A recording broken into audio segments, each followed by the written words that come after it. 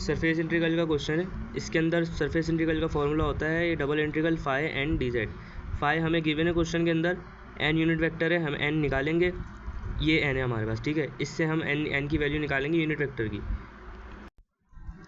उसके बाद D Z D S बराबर होता है 4 डी जेड डी थीटा के, ये इसका फॉर्मूला, ये किसी शेप के लिए होता है, फिक्स्ड है, ठीक है। अब हम निकालेंगे, हमें गिवन क्या क्या है, गिवन है ये फाई गिवन है हमें, एक्स जेड है, एक्स हमें दिया हुआ है 0 से 4 तक, जेड दिया हुआ है 0 से 5 तक। ये 0 से 4 तक 0 से 5 तक जो दिया हुआ है ये क्यों दिया हुआ है ये मुझे नहीं पता, सवाल में आगे यूज़ नहीं हुआ कहीं। हाँ, ये जो दिया हुआ है ये, इससे हम निकालेंगे यूनिट वेक्टर। यूनिट वेक्टर का फॉर्मूला क्या होता है, वेक्टर उसको डिवाइड कर देते हैं उसके मैग्नीट्यूड से। तो वेक्टर लिखा, वेक्टर को डिवाइड करो उसके मैग्नीट्यूड से। मैग्नीट्यूड क्या आता है, एक्स प्लस वाई का होल स्क्वायर करते हैं, सही, ये मैग्नीट्यूड निकलता है। अब इसकी वैल्यू हमें गिवन थी, यहाँ पर क्या थी वो 16, हमने 16 पुट करा, हमारे पास जो है ना इसकी अंडर रूट के जब हमने सॉल्व करा तो 4 आ गया। ऊपर क्या आता है, एक्स आयोटा माइनस वाई जे यूनिट वेक्टर, सॉरी प्लस, ये आ गया यूनिट वेक्टर। डी जेड की बात करें, डी एस, तो डी एस हमारे पास है D Z 4 D Z plus D डीटा। इन दोनों को हमने साथ जोड़ के लिख दिया जो हमारे पास फॉर्मूले के अंदर था, ठीक है। Phi n d z n d s को हमने साथ लिख दिया। अब यहाँ पर एक भंड है कि भंड नहीं है, खैर सिंप्लीफिकेशन है जो की नहीं है, इसने स्किप करा दी थी। एक्स किसके बराबर है वो आगे लिखवा दिया हम इसमें। एक्स बराबर है 4 cos थीटा के। अब ये 4 कहाँ से आया, अगर हम इसको देखें, ये 16 जो है, अगर हम इसका रूट लेंगे ना 4, तो ये हमारे पास r के बराबर होता है। अब ये r हमने कैलकुलस में पढ़ा था कि कार्टेशियन प्रोडक्ट में, अबे यार बोल तो रहा हूँ साथ में, कैप्शन थोड़ी आ रहे हैं खाली, आगे r हो गया 4। अब इस 4 को हम कार्टेशियन प्रोडक्ट में कन्वर्ट करते हैं ना, जब एक्स वाई प्लेन पे होता है कार्टेशियन में कन्वर्ट करते हैं, तो हम फिर r की वैल्यू पुट करते हैं, यानी कि x बराबर होता है r cos थीटा के और y बराबर होता है r sin थीटा के। तो इसी तरह हमने x बराबर ले लिया 4 cos थीटा के और y बराबर ले लिया 4 sin थीटा के। ये x 4 cos थीटा और y 4 sin थीटा है, ठीक है। यहाँ पर जब मैं पुट करूँगा ना x 4 cos थीटा और y 4 sin थीटा, तो दोनों में से कॉमन क्या लूँगा 4, अंदर क्या बचेगा cos थीटा और sin थीटा। अगर मैं इन दोनों में से कॉमन लूँ तो 4 कॉमन आएगा, यहाँ क्या बचेगा cos theta plus sin theta, तो 4 और नीचे वैसे ही 4 था इसके, ठीक है। ये वो 4 और ये 4 कैंसिल हो गया, इधर क्या बचा 4 डी जेड डी थीटा। इस वजह से नीचे वाला 4 ना इसने पहले ही काट दिया और यहाँ पर 4 लिखा रहा, यहाँ पर 4 लिखा हुआ है डी जेड डी थीटा। ये हमारे पास क्या था फाई, ठीक है, जो हमें दिया हुआ है क्वेश्चन के अंदर वो हमने लिखा।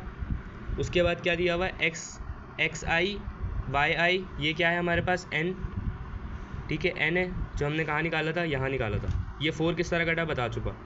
उसके बाद डी एस बराबर है 4 डी जेड डी डीटा के। ये हमने सारी चीज़ें लिख ली। अब हमने एक चीज़ देखनी है कि हमारे पास डी जेड और डी डीटा है, हमने डी जेड और डी थीटा की रिस्पेक्ट से इंटीग्रेशन करनी है। इसी वजह से हम एक्स वाई को हम कन्वर्ट किस में करेंगे, डी डीटा के अंदर, ठीक है। अब डी डीटा के अंदर कन्वर्ट करना है एक्स और वाई को, उसके लिए मैंने कार्टेशियन में पहले इसको बता चुका हूँ, कार्टेशियन में कन्वर्ट करेंगे। एक्स बराबर हो गया r cos थीटा के, वाई बराबर हो गया r sin थीटा के। जेड को करने की ज़रूरत वैसे है तो नहीं, पता नहीं इसने क्यों कर दिया। खैर 4 cos थीटा, अब डी एक्स की वैल्यू भी चाहिए मुझे, इसकी डी थीटा की रिस्पेक्ट से डेरिवेटिव किया तो 4 cos थीटा का डेरिवेटिव क्या आएगा -4 sin थीटा, सही है। 4 sin थीटा लगाया, ये लगा हुआ, ये लगा लो 4 sin थीटा का जब मैं डेरिवेटिव लूँगा तो होगा 4 cos थीटा। डी थीटा को उधर भेजा तो डी एक्स बराबर हो गया -4 sin थीटा डी थीटा के, और डी वाई बराबर हो गया 4 cos थीटा डी थीटा के। अब मैं पुट करूँगा वैल्यू इसके अंदर। यहाँ पर मेरे पास 38 था पहले से, 38 था, y x और z, x क्या था मेरे पास 4 cos थीटा, y क्या था 4 sin थीटा, z ऐसे ही लिख दिया जब भी तो z लिखा था वहाँ। आगे मेरे पास क्या है cos थीटा आयोटा और sin थीटा, आयोटा बोल रहा हूँ, cos थीटा आई प्लस sin थीटा j, वो मैंने कहाँ से लिखा ये x और ये y, इस तरह से मैंने लिखा। और आगे 4 डी जेड और डी थीटा है, ये मैंने लिखा आगे 4 डी जेड डी थीटा लिख दिया। उसके बाद ये लिमिट 0 से 2 पाई तक कैसे ली ये मुझे नहीं सवाल के अंदर पता चला, ये रट लेना, ये मुझे सवाल के अंदर नहीं पता कि लिमिट 0 से 2 पाई कैसे ले ली, अल्लाह जाने, ये मुझे समझ नहीं आया। आगे इसको इससे मल्टीप्लाई करा, इसको इससे मल्टीप्लाई करा, नंबर से मल्टीप्लाई हुए तो ये बन गया 608 बना। अब ये अंदर क्या बचा है, कॉस थीटा, साइन थीटा और जेड। जेड को मैं पहले लिख लेता हूँ, ठीक है, ऐसे ही पहले लिख लिया मैंने जेड, और यहाँ पे बचा कॉस थीटा साइन थीटा। अब ये आई जो है ना, आई वाली वैल्यू पहले इस पूरे से मल्टीप्लाई होगी, फिर जे वाली वैल्यू इस पूरे से मल्टीप्लाई होगी।